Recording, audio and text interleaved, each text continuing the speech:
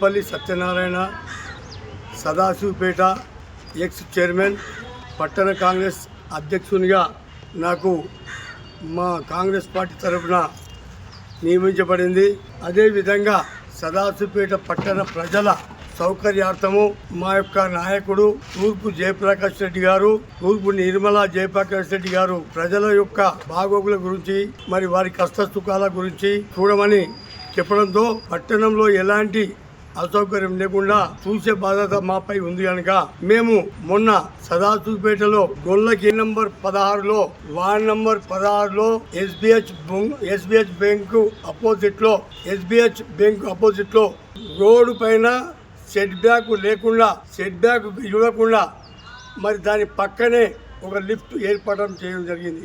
MLA గారి సోదరుడు, చింత ప్రభాకర్ గారి సోదరుడు చింత గోపాల్ గారు ఈ యొక్క లిఫ్ట్ను ఏర్పాటు చేయడం జరిగింది. మరి అదేవిధంగా మేము జిల్లా కలెక్టర్ గారికి, మరి మున్సిపల్ పురపాలక సంఘ కమిషనర్ గారికి, మరి ఆర్డీఓ గారికి వాళ్లకు ఇవ్వడం జరిగింది. అదేవిధంగా మొన్న జిల్లా మీటింగ్లో పడిన మేము ఈ దాంట్లో చర్చిస్తే మున్సిపల్ కమిషనర్ తొలగిస్తా అని చెప్పడం జరిగింది. కానీ ఇంతవరకు తొలగించకపోవడము ఇది ప్రజాస్వామ్యం కాదు, ఇది దౌర్జన్యం చేయబడుతుంది. సోదరులారా, సదాశివపేట పట్టణ ప్రజలకు తెలియజేయమంగా ఇది కందకం జాగా, ఇది సదాశివపేట ఉన్నటువంటి కందకం జాగా.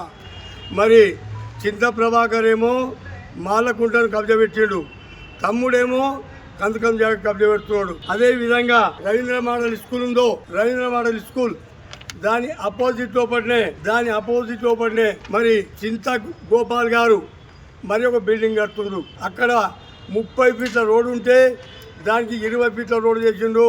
సెట్ బ్యాక్ లేదు, దాని పక్కన ఏం లేదు. అయినా మీ దౌర్జన్యాలకు మేము సహించము, ప్రజలు సహించరు. ముఖ్యంగా నేను అదే విధంగా మరి చింత గోపాల్ గారికి మేము ప్రజల పక్షాన మీకు హెచ్చరిస్తున్నాము. మీకు తప్పకుండా మీరు మార్చుకోండి, ఈ దౌర్జన్యాలు మీరు విడిచిపెట్టండి. ఎందుకంటే అధికారులను భయపెట్టడము, మరి వితౌట్ పర్మిషన్ మీరు కట్టుకోవడము మంచి పద్ధతి కాదు. మేము న్యాయంగా పోరాటం చేస్తాము. ఒకవేళ మా కాంగ్రెస్ పార్టీ కార్యకర్తలు ఎక్కడైనా తప్పు జరిగితే మాకు సలహాలు ఇవ్వండి, వాటిని పాటించే బాధ్యత, వాటిని అమలు చేసే బాధ్యత మాది. ముఖ్యంగా సోదరులారా, సదాశివపేట పట్టణ ప్రజలారా, మరి వీళ్ళు ఒక అభాండం వేయడం జరిగింది. ఏదంటే నేను కబ్జా పెట్టుకున్నానని చెప్పేసి. నేను కబ్జా కాదు, నేను 1971లో ఢిల్లీ ఆర్మీ పోస్ట్లో పోవడం జరిగింది.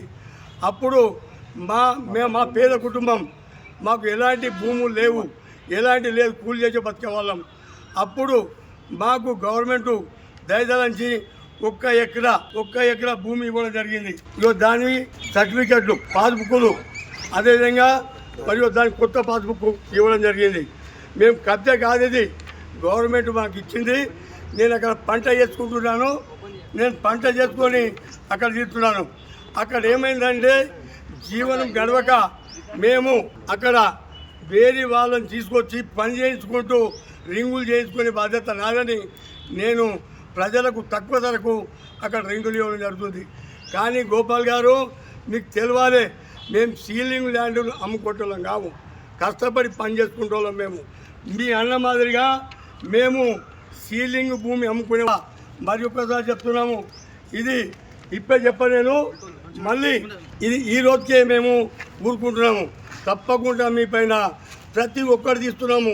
అన్నదమ్ముల చిట్ట కాదు, తప్పకుండా మీ టీఆర్ఎస్ వాళ్ళు ఏదైతున్నారో మీరు దౌర్జన్యం చేస్తున్నారో.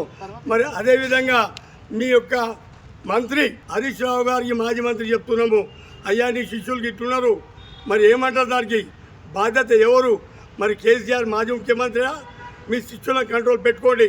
సదాశివపేట ప్రజలు ఊరుకోరు, తప్పకుండా దౌర్జన్యం మీపై తిరగబడతారు. కనుక మరి ఒక్కసారి హెచ్చరిస్తున్నాము, ఇటువంటి వాటికి జోలెళ్లకుండా మీరు జాగ్రత్తగా మీరు నడుచుకుంటే బాగుంటుందని చెప్పేసి కోరుకుంటూ, మరి పట్టణ ప్రజలకు ముఖ్యంగా ఒకవేళ మా తప్పుంటే మధ్యరంగం, వినాయక్ చౌక్, గాంధీ చౌక్ అక్కడ మనం పిలిపియండి.